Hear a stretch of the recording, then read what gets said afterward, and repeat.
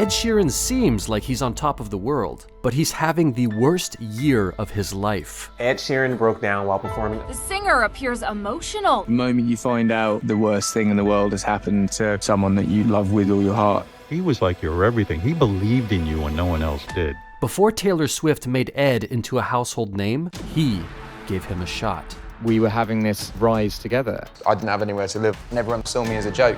My video on his platform was the first video that went over 1 million. All of these things in my life would not exist had it not been for him. It's been an amazing journey.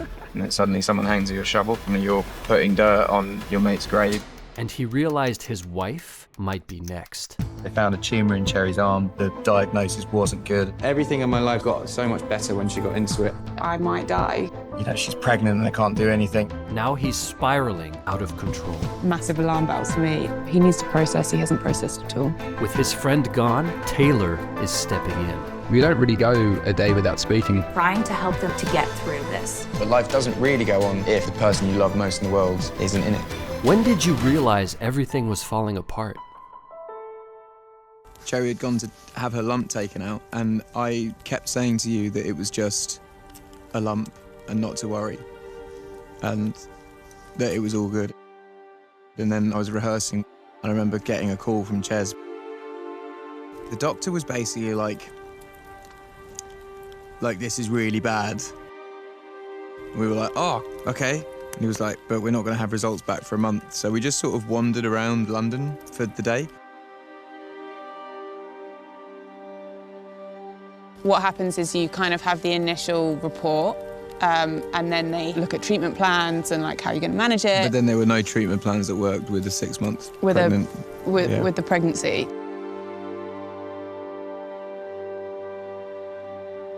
Yeah, it was like a difficult time. The moment you find out that the worst thing in the world has happened to someone that you truly love with all your heart, you feel like you're drowning and can't get out from under it.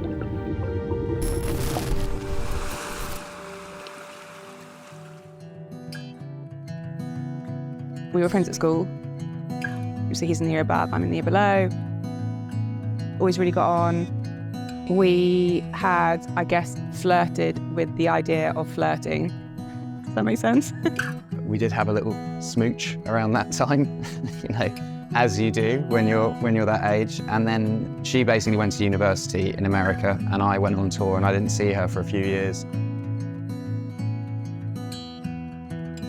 I met a lot of people, had a lot of experiences that an 18-year-old probably shouldn't have. And when I didn't have a place, I'd stand on stage and be like, hey, if anyone's got a couch tonight, it would usually work. But there were just moments where I just wanted to give up. Yeah. The nights that you don't have a couch to sleep on, or you don't have money in your pocket, or food in your stomach, or like a charged phone or anything, yeah, those become the nights where you reassess your situation. But one day at a music festival, Ed met someone that saw his true potential.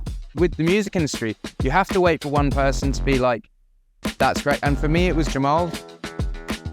We sort of met late teens, and I was a struggling singer-songwriter, and he had this online YouTube platform called SBTV.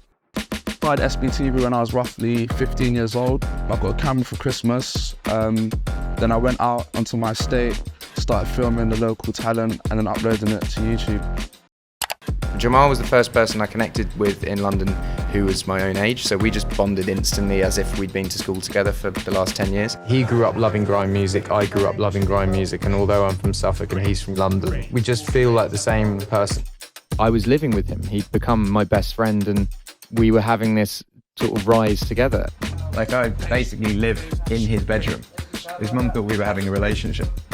In their bedroom, Jamal and Ed spent countless nights producing and making videos.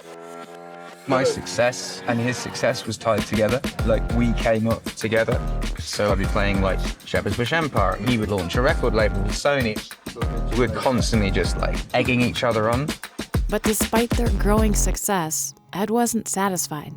I was kind of getting in a rut where I'd just be doing the same things every single day. I'd kind of wake up, I'd go to the studio, I'd finish studio, I'd go and do a gig, stay up for a bit, go to bed and repeat it. And when I first moved to London, I was doing that, but 2 years on, still doing that, I was kind of a bit like, is this the right thing? So that's when I went to LA. Ed left Jamal back in London and found someone new who understood his struggle. The first thing that struck me was his voice. I've never been more jealous of anything in my life. We wrote several times, and the first time that we wrote, we sat in a hotel room in, I think, like Arizona. Wrote and wrote and wrote and wrote, laughed and had the best time and became really close friends. I'd been over to the States a lot. I'd had a bit of success there, but just having that stamp of approval took me from a theatre artist to an arena artist and household name. We don't really go a day without speaking, which is cool. Like it's helping me through this whole mental process to have someone that's already been through it. The rumour mill went into overdrive. Are they together? Are they dating? Are they just friends? What's going on? But while the tabloids spread rumors about Ed and Taylor, she helped him reconnect with an old friend. I always wanted to go to uni in the States. I was playing field hockey out there, which was amazing. And then I got an offer to work in tech and finance in New York. Ed told People magazine, I went to Taylor's 4th of July party. I was texting Cherry and she was like, I'm in Rhode Island. And I was like, so am I. I said to Taylor, can I invite one of my old schoolmates? The rest is history. And then me and Ches started dating and it was so like natural and it just felt right. The reason we really connected like at that point in our lives was both of us a kind of mutual feeling of being isolated from like our friends and our family, and I think that's what brought us together. Mine and Cherry's relationship, it's the most amazing thing in my life that no one really knows about. But Ed struggled to be present for his new relationship.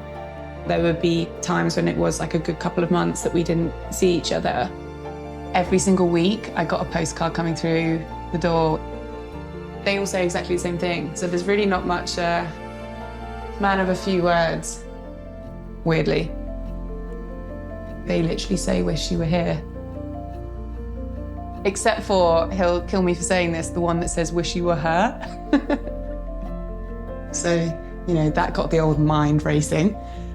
And like, I'll call Ed and he'll be on his iPad in the car, and there'll be 4 other people in the car. So he'll be like, oh, how are you going? And like, how's everything, you know, what's going on? And I'm like, well, everything's falling apart. But I can't tell you that because everyone's listening in. Like so you have that level of like detachment.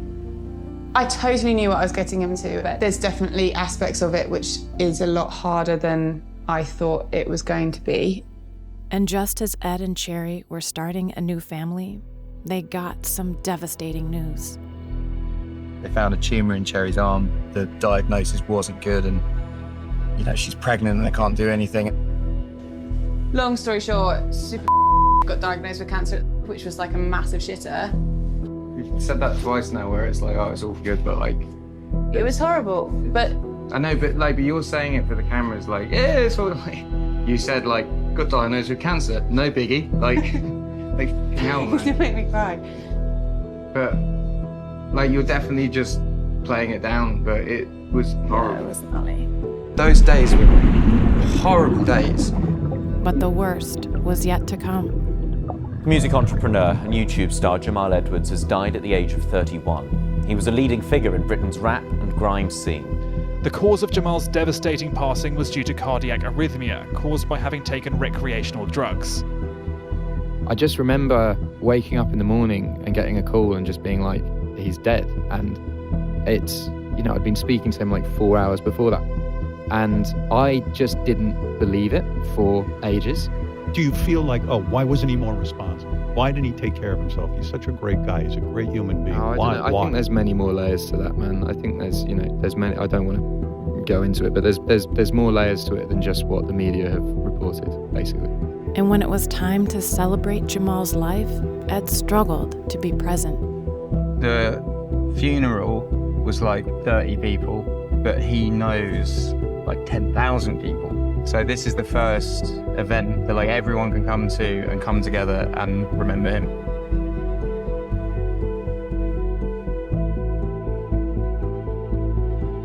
I just feel like such a weird, like, I don't know. I know everyone should be having fun, that's the whole point, but like, I feel so just lost in there.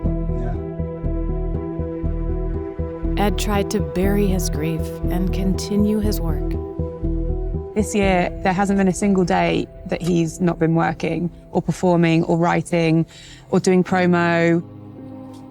We've barely had a conversation this year about his mental health. I can see it and like it's massive alarm bells for me.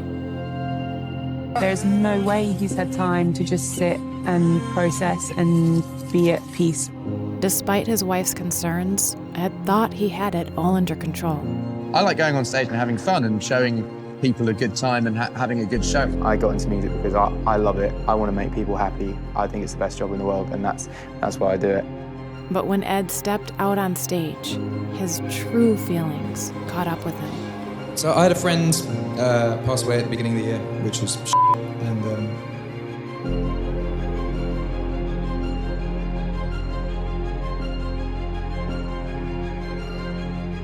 worst time to cry? No, because you can't sing when you cry. I've never seen him cry on stage. He doesn't really cry in general. Like that, it's really unusual to see him cry. But I just don't think he's had the time to, he hasn't had the time to like sit with his thoughts. I felt like when Jamal died, I wanted like the entire world to stop. And it just felt like the next day, life just resumed. Does that make? I felt embarrassed because it was a room full of people I didn't really know, and they had come for a good night, and my job is to be an entertainer, and I didn't feel like an entertainer that night. I felt like just a man on stage talking. I don't get emotional on stage, but the Jamal thing is still really raw because it only happened a few months ago, and also I don't think there's been time. But now I've got to pretend to everyone that everything's all good and we're all going to enjoy a glass of wine. Let's just have an open door and have fun. It's just mad, it's just like straight back to it. Fly home, go and do something really intense, and then straight back to the show must go on. The Union Chapel gig was definitely like no other. I've seen Ed perform for years and years and years and years, and it was like no other gig I've ever seen. He looked vulnerable, didn't he? Lost without his best friend, Ed spent countless nights visiting Jamal. The mural that people go to when he passed away was actually made when he was still alive. That's how much people appreciated him. Like it was all, people were celebrating him when he was here. I think he liked it.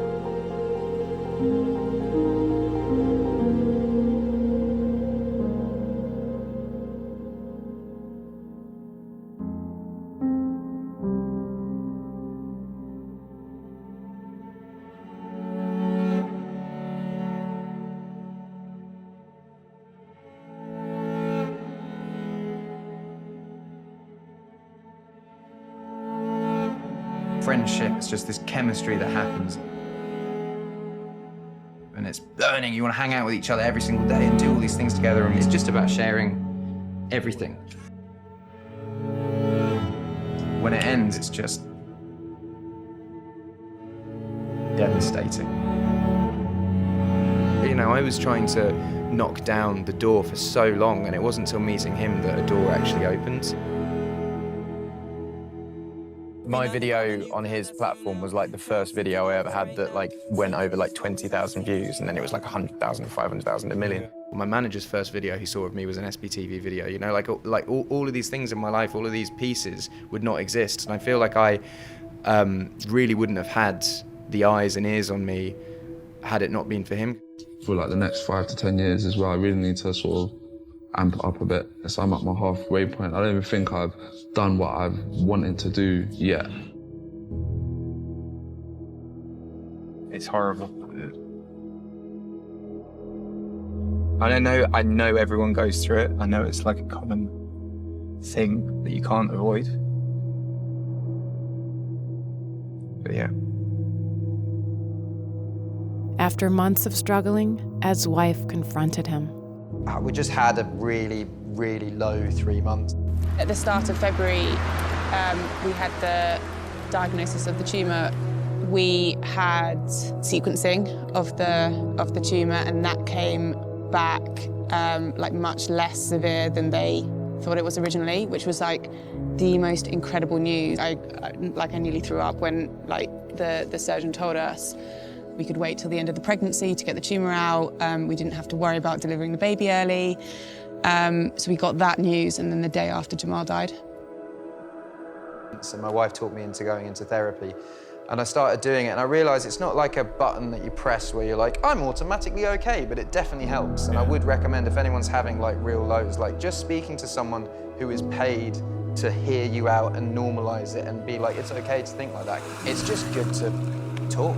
I like that I still feel this way. I think this is the most respectful way to feel about someone that you've lost, is actually allow yourself to feel, you know, rather than just bury it down. The reason I haven't really done it before is like, I barely cried to my wife. Like this last year has obviously been, but she's also seen like me show real emotion over this last year. But like, I feel uncomfortable it being a YouTube video and a bunch of strangers are gonna watch me feel something about my friend that's died. Like I know it's important for people to understand that, to hear the record, but it's just not something I've ever wanted to do before. Do you think she's relieved that you're getting there?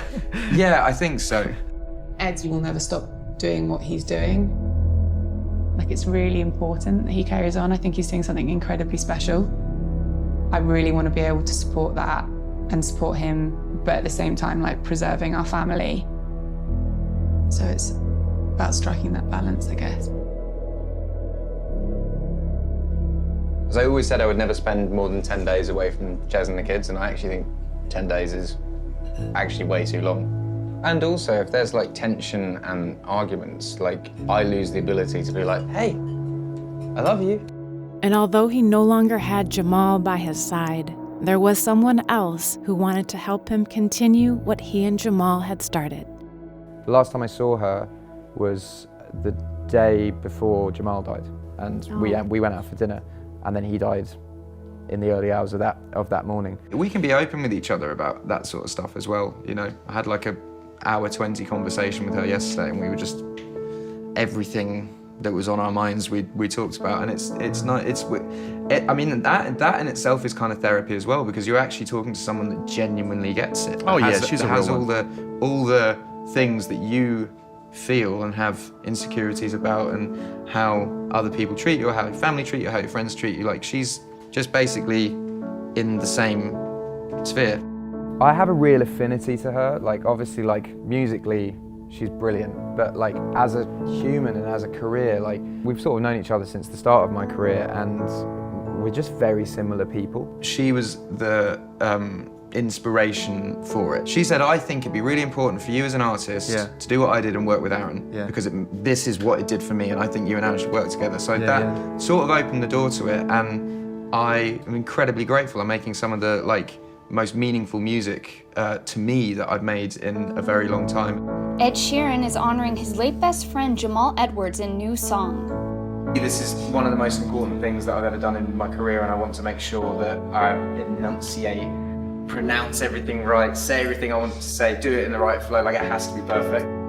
I actually avoided writing it for like ages and ages and ages, because I knew I was going to write an F64, but I was like, what do I write it about? And then one day the first line came to me, and then it just all came out in like 2 hours. I kind of was like, what can we do that's going to be like, I wanted to do something that you know that he'd be like ultimately gassed about. He would be like, Ed, come on. Literally, it's insane. You smashed it. I literally cannot wait to see it all come together. I do believe that one day I will see him again, and this will be the first thing that he's like, oh my God, can't believe you did that.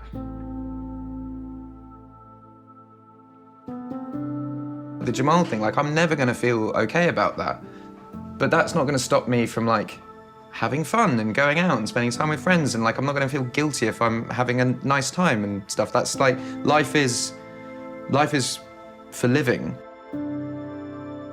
I cannot stress how unusual it is to have Eds at home for a long period of time.